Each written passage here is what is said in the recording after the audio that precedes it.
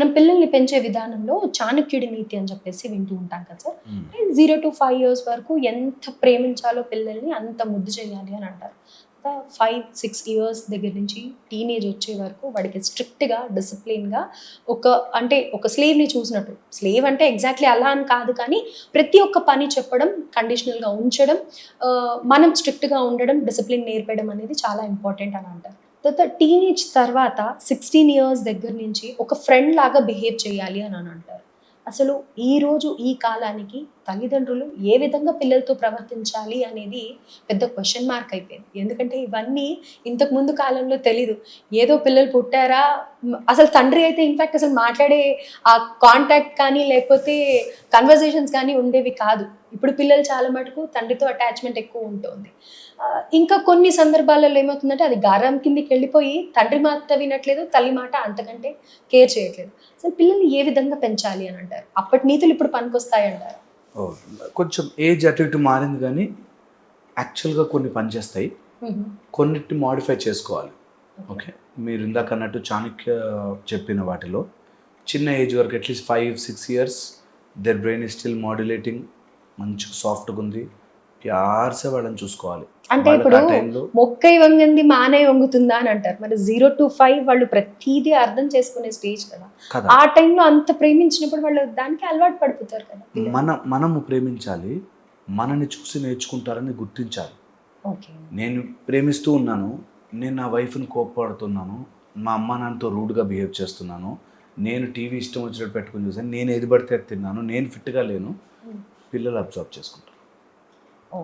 So loving kids are different, ఆ పిల్లల్ని ప్రేమగా చూసుకోవడం డిఫరెంట్, నా లైఫ్లో నేను ఇండిసిప్లిన్తో ఉండడం డిఫరెంట్. ప్రతిదీ అబ్జర్వ్ చేస్తారు పిల్లలు ఆ ఏజ్లో, అందుకే వాళ్ళతో ప్రేమగా ఉండాలి. వాళ్ళ మీద అరిచినా కోపడినా అరవడం ఈజ్ వ్యాలిడా. ఓకే, వాళ్ళని పిల్లల్ని అరవకపోయినా చుట్టుపక్కల ఉండే మనుషులతో మనం ట్రీట్ చేసే విధానం కూడా వాళ్ళు అబ్జర్వ్ చేస్తారు. ఎవ్రీథింగ్ దే అబ్జర్వ్, వాళ్ళు చూసే నేర్చుకుంటారు, అన్నీ అలాగే నేర్చుకుంటారు. ఇప్పుడు ఎక్కడ మనం తెలుగు మాటలు రాసి నేర్పించాం పిల్లలకి, కానీ మొత్తం అంతా లాంగ్వేజ్ అంతా త్రూ లిసనింగే చూసే నేర్చుకుంటారు. సో యాజ్ ఎ పేరెంట్ వాళ్ళు ఫస్ట్ 5-6 years 1-6 years వరకు అబ్జర్వ్ చేస్తూ ఉంటారు అనేది గుర్తించాలి. పేరెంట్గా యూ సెట్ ద టోన్. నువ్వు ఇంట్లో ఎలా మెయింటైన్ చేస్తున్నావు దాన్ని బట్టి పిల్లలు పెరుగుతారు. 6 నుంచి ఇప్పుడు కొంచెం చేంజెస్ అయ్యాయి కాబట్టి మోస్ట్లీ బై 15-16 దట్స్ ఇట్. వాళ్ళని మనం ఏం చేయాలనుకున్నా అదే టైంలో, అది దాటాక మన కంట్రోల్లో ఉండాలి అని అనుకోవడం, వాళ్ళు ఎలా ఉంటారనుకోవడం మన చేతిలో లేదు. సో టిల్ 16 ఒక 10 years స్ట్రిక్ట్నెస్ని, రైట్నెస్ని, ధర్మాన్ని నేర్పించాలి. Righteousness, this is right, this is wrong, ఇక్కడ నీకు నో డిస్కషన్స్, ఈ పాయింట్ల దగ్గర దెర్ ఇస్ నో ఆర్గ్యుమెంట్. ఈ పాయింట్స్ నువ్వు బయట ఏం చూసినా సరే నా ఇంట్లో రూల్ ఇదే అనేది పిల్లలకి నేర్పించాలి. That what is my house rules. లేదండి మా వాడు కింద పడి ఏడుస్తాడండి, కింద పడి ఏడ్చేదాకా అక్కడి నుంచో, నువ్వు రెస్పాండ్ అవ్వద్దు. అందరం నడుస్తావా, ఎందుకు చేస్తావా, ఏమో, just stand there, you talk normally. అంతవరకు నేను మాట్లాడను. పిల్లలు గట్టిగా అరుస్తారు, అమ్మ వాళ్ళ మీద, అమ్మ నాన్న మీద అరుస్తుంటారు, అరిచేంత వరకు రెస్పాండ్ అవ్వద్దు. Okay, talk normally first, then మాట్లాడతాను ఇతను. అండ్ పనిషింగ్ దెమ్, అస్సలు పనిష్ చేసింది మ్యాక్సిమం ఏం చేయగలం, కొట్టగలం, చంపేలేం కదా. వాళ్ళని మ్యాక్సిమం కొట్టేస్తారు. ఓహో మా అయితే 2 దెబ్బలేస్తాడా అని వచ్చాడంటే అవుట్, మీ game over. As a parent you are dead. అంటే కొన్ని ఏజెస్ కింద చూస్తే కనుక కంటి చూపుకే భయపడేవాళ్ళు పిల్లలు. అంటే తండ్రి అక్కడ వచ్చి ఇట్లా గుర్రుగా చూస్తే చాలు అయిపోయేది, అర్థం చేసుకునేవాళ్ళు. ఇప్పుడు చూస్తే ఎందుకలా చూస్తున్నామని ప్రశ్నించే పిల్లలు, బ్యాక్ ఆన్సర్స్ ఇచ్చే పిల్లలు. ఎగ్జాక్ట్లీ, కోపం చేయొద్దు, నేను అదే అంటున్నా, కోపంగా కాదు. There is a rule for us కదా, మనం ఇలా మాట్లాడుకోం కదా అనేది, లో అండ్ స్లో అని చెప్పి there is a psychological rule. When someone is throwing tantrum, వాళ్ళ ఎమోషన్స్, పిల్లల ఎమోషన్స్ వాళ్ళ కంట్రోల్లో లేవు, నేను కూడా అరుస్తాను అంటే పేరెంట్గా నీకే కంట్రోల్లో లేదు, నువ్వు నాకేం నేర్పిస్తావు ఓకే. అని. అంటే పిల్లలు మొండిగా బిహేవ్ చేస్తున్నప్పుడు వాళ్ళని తిట్టడం కానీ, ఇంకా మొండిగా వాళ్ళతో ఆర్గ్యూ చేయడం కానీ, తల్లి కానీ, తండ్రి కానీ చేయకూడదంటారు. చేస్తే మ్యాక్సిమం ఏం చేయగలవు నువ్వు అనేది చెక్ చేస్తారు. ఓకే. సో మ్యాక్సిమం ఏం చేస్తారు వీళ్ళు, మహా అయితే అరుస్తారు, 2 సార్లు కొడతారు. నేను తిండి మానేశాను అనుకో, రెండో రోజుకి వాళ్ళే వెంటబడి తిండి పెడతారు నాకు అవును. అనే దానికి వెళ్ళారంటే మీ రిమోట్ కంట్రోల్ వాళ్ళ చేతిలో ఇచ్చేసారు. అండ్ ఇలాంటి కండిషన్స్ కూడా మాట్లాడుకోవాలి. ఏంటి కొంతమంది పిల్లలు చాలా సైలెంట్ అయిపోతారు, అలుగుతారు. ఇంకొకటి ఏంటి తిండి మానేస్తారు. ఇలాంటివే వాళ్ళు మాక్సిమం చేయగలుగుతారు. అబ్సల్యూట్లీ సో అంటున్నాను. అలా చేసినప్పుడు వాళ్ళని ఏ విధంగా బుజ్జగించాలండి? నేను ఒక్క మాట చెప్తున్నాను కదా, యూ షుడ్ నాట్ ఫర్గెట్, మీరు పేరెంట్, మీరు అథారిటీ. రాంగ్ బిహేవియర్ని ఎట్టి పరిస్థితుల్లో యాక్సెప్ట్ చెయ్యము అనేది నేర్చుకోవాలి. హ్మ్. మనము వెళ్ళి బతిమిలాడి తప్పు బిహేవియర్ని ఒప్పు చెయ్యవద్దు. ఓకే. దట్ ఈస్ ద, వాళ్ళ లోపల ఉండే ఒక భయంకరమైన జంతువు పైకి లేస్తుంది. ఆ టైంలోనే స్టాండ్ చేయాలి. వాళ్ళు 3 days తినరా, 4 days తినరా, ఎందుకు వాళ్ళ చేతుల్లోకి రిమోట్ ఇవ్వాలి? ఓకే. తిననంత మాత్రం నష్టం ఏం లేదు. అక్కడే మనకు ఆ స్కిల్ అదేంటంటే, ఎగిరింది ఒక గుర్రము, then it will come in to ride. Hmm. Hmm. అప్పుడు వాళ్ళు సరైన దారిలోకి వస్తారు. ఇది ట్రైడ్ అండ్ టెస్టెడ్. చాలామంది పిల్లల్ని మా కౌన్సిలింగ్ తీసుకొస్తారు. ఫస్ట్ మేము ఎంత చెప్తున్నా వినరు. ఒక ఫేజ్ ఉంటుంది where they will start, okay this fellow is not going to buds, వీడు ఇంకా ఎంత చెప్పినా వీడిని ఉంచలేము హ్మ్. అన్న తర్వాత వింటారు. Okay. That I have the power, నేను సెట్ చేస్తున్నాను, నేను చెప్పినట్టు నువ్వు రావాల్సిందే, ఇది నా ఇంటి రూల్ హ్మ్. అని క్లియర్గా ఉంది. అసలు ఫోన్లు చూడొద్దు మీరు తినేటప్పుడు అని రూల్ పెట్టారు. నేనే ఫోన్ చూస్తున్నా. పేరెంట్స్ పిల్లలకి దగ్గర నుంచే మానుకోవాలి ఏదైనా. పిల్లలు చూసి ఓకే నేను ఇలా చేయొచ్చు. అమ్మ నాన్న ఇద్దరికి సరిగ్గా డిస్కషన్ లేదు. పిల్లలు చూసి అమ్మ నాన్న దగ్గర, నాన్నది అమ్మ దగ్గర, హ్మ్. They will manipulate. It is వాళ్ళకి తెలియదు, వాళ్ళకి దే వాంట్ దట్ ఎంటర్టైన్మెంట్ అంతే. హ్మ్. అది అమ్మని నాన్నని డిసీవ్ చేద్దామని కుట్రలు కుతంత్రాలు కాదు. They are playing their own game. Okay. అందుకే నీ హౌస్ రూల్ సెట్ చేయాలి. And this is not a 1 day job. Okay. ఇది ఒక రోజులో రాదు, ఇది ఒక రోజులో అవ్వదు. యాజ్ ఎ పేరెంట్గా you are the authority of your house అని మర్చిపోవద్దు. రైట్. అయితే ఇక్కడ ఇంకొక కండిషన్ ఏంటంటే, ఇంతకు ముందంటే జాయింట్ ఫ్యామిలీస్ ఉండేవాళ్ళు. అమ్మమ్మో, తాతయ్యో లేకపోతే నానమ్మో, తాతయ్యో పిల్లల్ని కొడుతున్నప్పుడు, ఒక మాట అరుస్తున్నప్పుడు వెనకాలొచ్చి అనొద్దురా అని చెప్పేసి ఆపేసేవాళ్ళు. లేదా ఇప్పుడు ఇద్దరు తల్లి, తండ్రి ఇద్దరే పేరెంట్స్ ఇద్దరే ఉంటున్నారు కదా! సో, అలాంటి సందర్భంలో ఫాదరో, మదరో ఎవరో ఒకరు స్టాప్ చేస్తారు ఆ సిట్యుయేషన్‌లో. వాళ్ళని వెనకేసుకొని రావడం, లేకపోతే సర్ది చెప్పడము, ఆ సిట్యుయేషన్‌ని కొంచెం హ్యాండిల్ చేయడానికనో, పిల్లాడి మీద వేయనీయకుండానో, లేకపోతే వాడిని సపోర్ట్ చేయడమో చేస్తుంటారు. అది ఎంతవరకు కరెక్ట్ అండి? Yeah, good cop and bad cop is important. హ్మ్.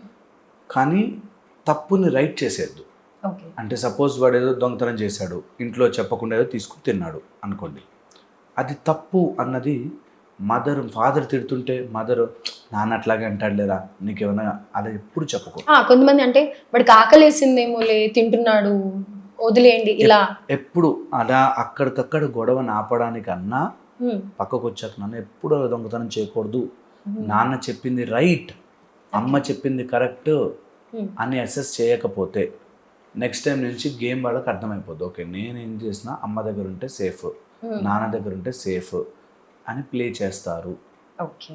పిల్లలు ఫాస్ట్ లర్నర్స్, చాలా తొందరగా నేర్చుకుంటారు. దట్ ఎక్కడ నేను ఏ గేమ్ మ్యానిపులేట్ చేయొచ్చు. అందులో ఈ రోజుల్లో మీరు చెప్తున్నది అమ్మమ్మ, నాన్నమ్మ, తాత, అమ్మమ్మ లేకపోవడం కాదు, పేరెంట్సే ఉండట్లేదు. ఇద్దరు ఆఫీసులకు వెళ్ళిపోతారు.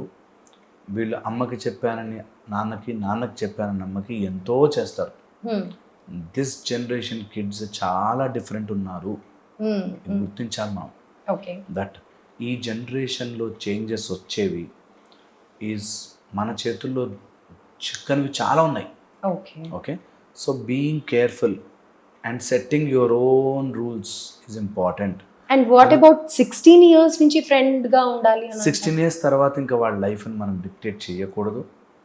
వాళ్ళ లైఫ్లో వాళ్ళు ఏ డెసిషన్స్ తీసుకున్నా పడతావరా జాగ్రత్త, ఇది రాంగ్ రూట్, ఇది రైట్ రూట్ అంతే.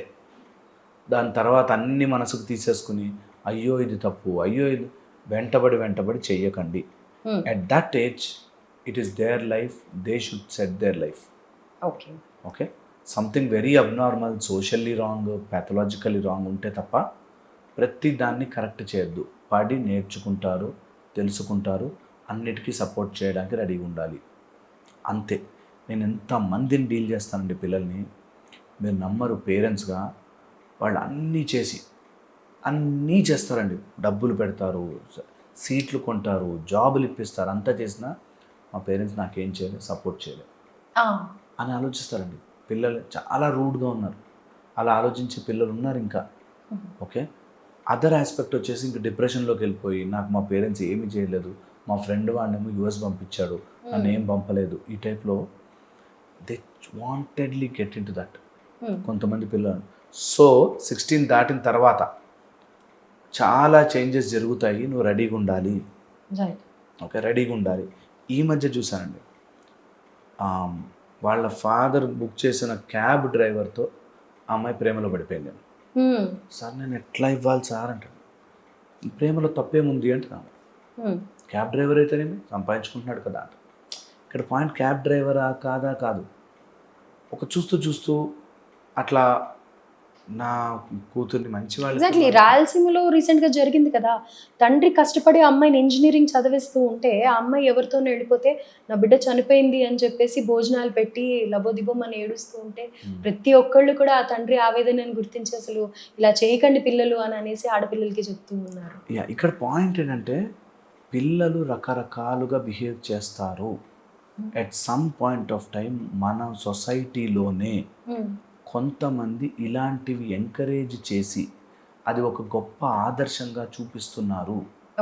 ఓకే, వేర్ ఇద్దరు ఫైనాన్షియల్లీ సెటిల్ కాలే, ఇద్దరికి ఎమోషనల్ బాండింగ్ అర్థం కాలే, ఇద్దరి సైడ్ నుంచి ఎవ్వరూ కూడా లైఫ్ని సీరియస్గా అర్థం చేసుకునే కెపాసిటీలో లేరు. ఎంతసేపు అన్నెసెసరీ ఆదర్శాలు, అన్నెసరీ గొప్పకి పోయి ప్రేమ గుడ్డిది, ప్రేమలో ఇది అది అని చెప్పి 16+ తర్వాత రకరకాలు ఉన్నారు. ఓకే, నేను ఈ మధ్య ఒక వీడియోలో చూసాను కూడా, at the age of 19 body count అని, ఎంతమంది బాయ్ ఫ్రెండ్స్ అని, ఎంతమంది గర్ల్ ఫ్రెండ్స్ అని, ఈ టైప్లో లెక్కలు వేసుకుంటూ వీడియోలు చేసుకుంటూ ప్రౌడ్గా చెప్తున్నారు. విచ్ నెక్స్ట్ జనరేషన్ వచ్చేసరికి 16 నుంచి స్టార్ట్ అవుతుంది. మనం ఇప్పుడు ఎంత మంచి సొసైటీని తయారు చేస్తున్నామంటే బై ద ఏజ్ ఆఫ్ 12-13 పిల్లలందరూ అడల్ట్స్ అయిపోతారు. అలా తయారు చేసుకుంటున్నాం ఇప్పుడు. అంటే యుఎస్ లో ఉన్న లైఫ్ స్టైల్ ఎలా అయితే ఉంటుందో అది ఇక్కడ మనకు కూడా వచ్చేస్తుంది అంట. అక్కడి నుంచి ఎత్తుకొచ్చిన దరిద్రం ఇక్కడ కంపల్సరీగా వస్తుంది. నేను చూసాను, ఎంతమందిని చూస్తాను అట్లా. అక్కడి నుంచి సగం నేర్చుకొచ్చి ఆ సగం ఇక్కడ మన పిల్లల మీద రుద్దగానే మన వాళ్ళు చాలా అడ్వాన్స్డ్ థింకింగ్ అనుకుని వెళ్ళిపోయే పిల్లలు కొంతమంది ఉన్నారు అలా. అండ్ అలాంటి వాళ్ళు ఇన్ఫ్లుయెన్స్ చేస్తారు ఎక్కువ. దట్ ఏముంది, లైఫ్ ఈజ్ సో సింపుల్, ఇంతే, ఇలాగే ఉండాలి అనే దాంట్లో. అండ్ ఎందుకు చేసుకోకూడదు, ఎప్పుడో చోట పెళ్లి చేసుకోవాలి, 12 ఏళ్ళకే చేసుకుంటే ఏంటి, వారు ఇష్టం వచ్చినట్టు చేసుకుంటే నష్టమేం లేదు.